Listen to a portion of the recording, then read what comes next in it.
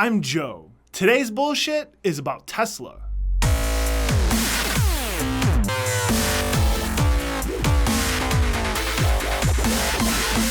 Last time, we covered dark money and politics. This time, it's politics attacking Tesla.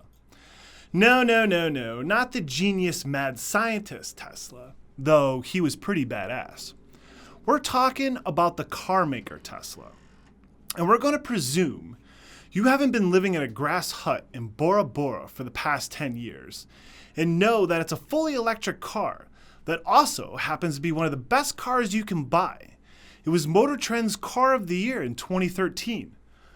So of course, it makes sense that it would be a government effort to make it hard to buy this awesome new car from this annoying new automaker not playing by the rules.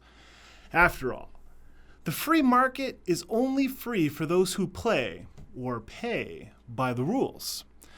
But before we get into this outright government conspiracy to suppress innovation and consumer choice, let's review the car that has the establishment so worried. Tesla Model S is one of the quickest American four-doors ever built. It handles amazing because of the low center of gravity due to the innovative position of the batteries.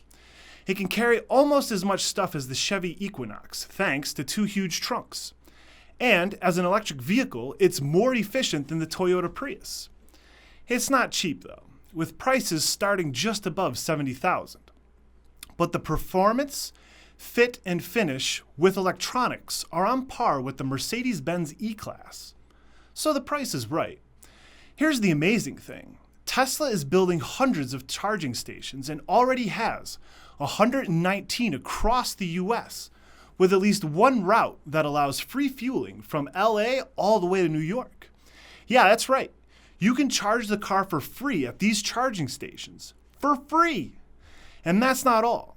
Tesla sells their cars through factory-owned stores, in a process many call as easy as buying a Mac in an Apple store. Okay, the goddamn Tesla commercial is over. It's an awesome car from a genuinely innovative company. Got it? So why is the government trying to suppress sales? Because it's an awesome car from a genuinely innovative company. Of course. On Wednesday, October 22nd, Michigan officially became the latest state to ban Tesla from selling their cars in the state. That's right.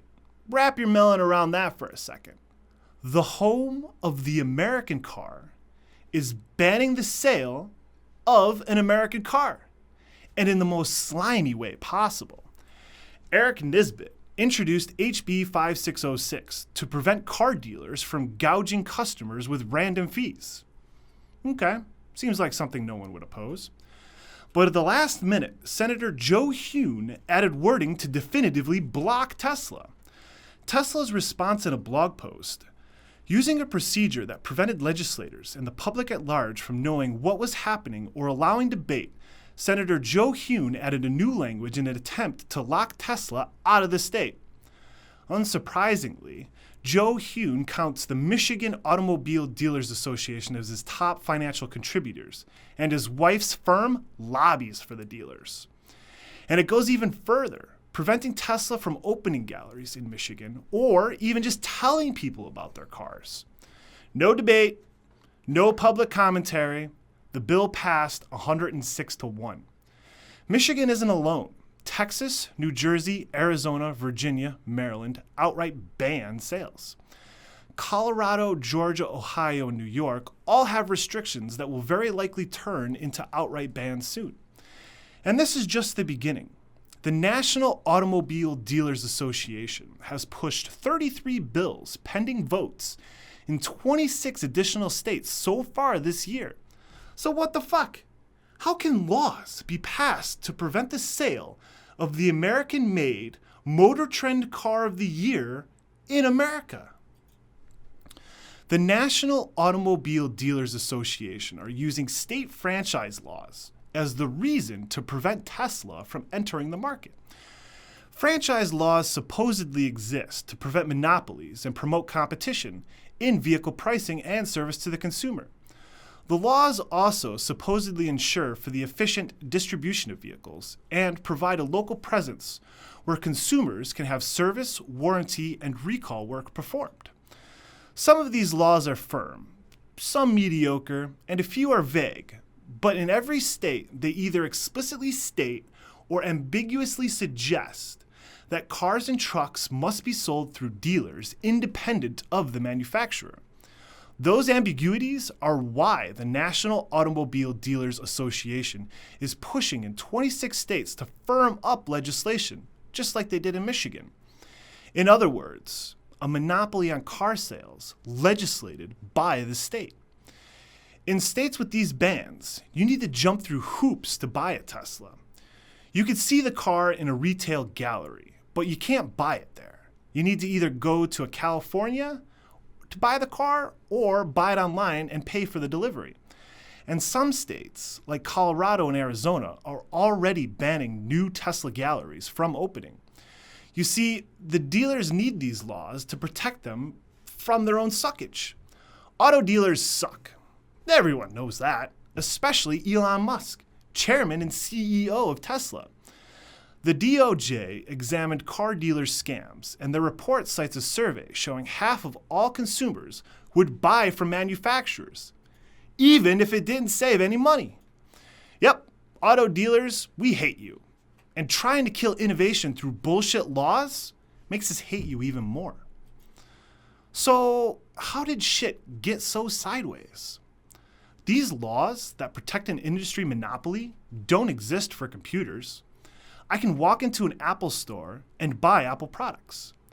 They don't exist for big ticket appliances. I can walk into Sears and buy a $3,000 Kenmore washer dryer combo, which are made by Sears.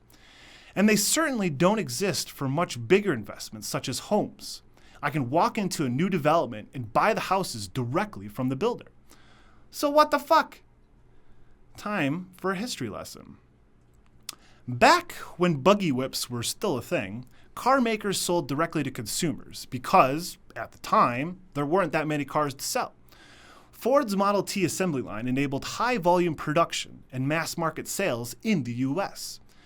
Since manufacturers were located near essential supplies of steel, deals were struck with independent businesses with territory exclusivity to sell the vehicles across the country.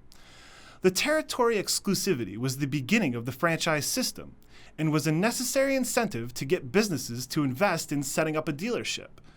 Too much territory competition could potentially kill profits. Over time, dealer networks gained power and clout with politicians, and laws were adopted to preserve the dealership market exclusivity, under the guise of being what's best for the consumer. This model worked to some extent before the slew of retail and consumer protection laws hit the books in every state since the 1960s. Now, it's an antiquated relic that stands in the way of innovation. In an effort to protect their asses, auto dealers are spinning stories like mad, trying to sugarcoat their rampant scams with shit like, it's consumer protection, and why we say that is a dealer who has invested a significant amount of capital in a community is more committed to taking care of that area's customers.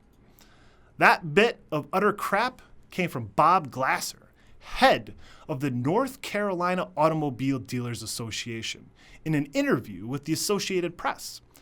Specific to Tesla, Glasser said, "You tell me they're going to support the Little Leagues and the YMCA? Seriously? You're going to try to tell us that sponsoring Little Leagues justifies your shell games, bait and switch, financing scams, skimming interest rates, accidental paperwork mistakes, price alterations, Foursquare scams, devious money factors, spot delivery scams, and lots more. In fact, 12 more as tracked by the Federal Trade Commission. You scumbags are deluded dinosaurs, staring down the double barrels of extinction. These auto dealers associations are just slimy salespeople desperate to preserve their bullshit business model. Any business model that relies on legislation to remain viable is past its time. What are you so afraid of? Oh yeah, the end. The Automobile Dealers Association and the politicians propping up your decaying business at the expense of real innovation? I spit on you and your audacious next level bullshit. And there it is, episode 15 in the can. I want to thank all our viewers and commenters for your support. We've done a total of 19 episodes over the past 10 weeks, so we're going to take a break. We'll be back with the start of Season 2 on Election Day, Tuesday, November 4th. If you have an idea for something we should cover in Season 2, send us a tweet with hashtag NLBS. Or tell us what you think is next level bullshit in your own YouTube video. If we like it, we'll use it. You can also email me ideas at joe@nextlevelbullshit.com. We'll see you in November with the launch of Season 2. In the meantime, follow us on Twitter, subscribe on YouTube, and watch all our shows on nextlevelbullshit.com.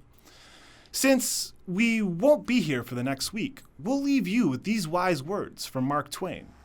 If voting made any difference, they wouldn't let us do it.